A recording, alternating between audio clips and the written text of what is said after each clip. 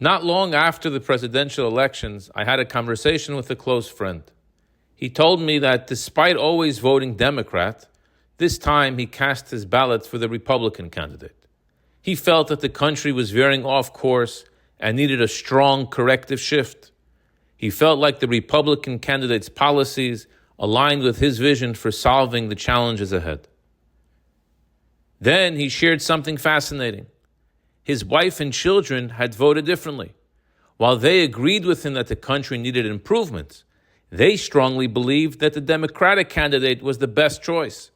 They believed that she was the leader most equipped to steer the country toward a brighter future. Intrigued, I asked him, did this cause any strain in your family? Did the differing opinions create tension at home? His response was powerful. Not at all. We respect one another's perspectives. We don't have to agree on everything, and we can disagree and still love each other. This exchange struck me deeply because it holds a valuable lesson for all of us. We are now in the Sfiras HaOmer period. The solemn weeks between Passover and Shavuos is a time of mourning for the Jewish people.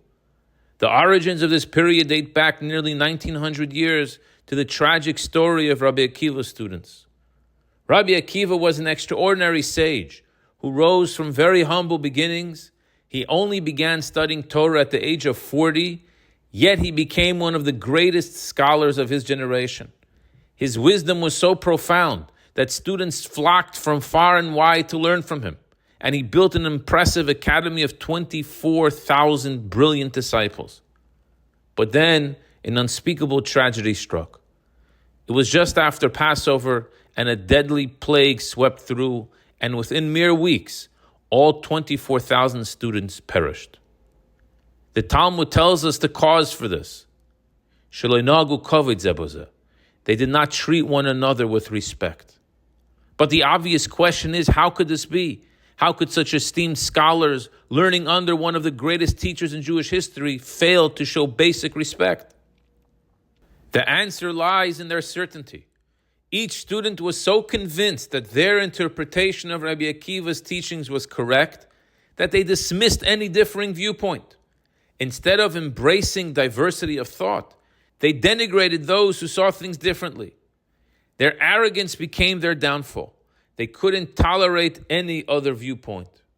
To this day, we commemorate this devastating loss.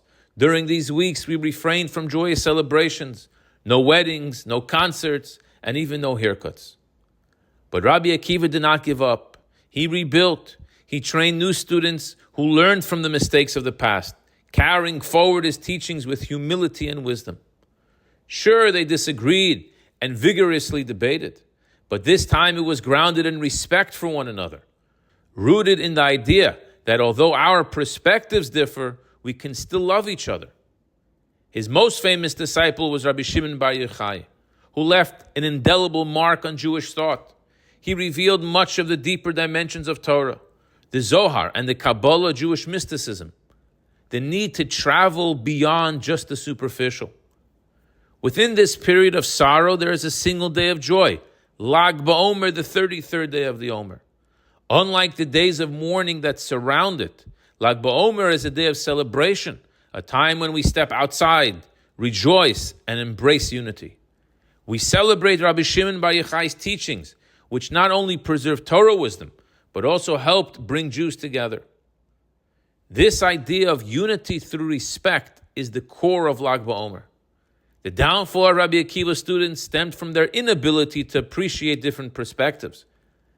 They sought not to elevate their peers, but to impose their own views, and that led to destruction. Yet Lag BaOmer teaches us that the Jewish people endured. Rabbi Akiva rebuilt, ensuring that Torah would continue to illuminate generations. Jewish unity does not mean uniformity. We do not all think alike. We come from different backgrounds, hold diverse views, and see the world through different lenses. And yet we are one nation, bound by our shared values and heritage.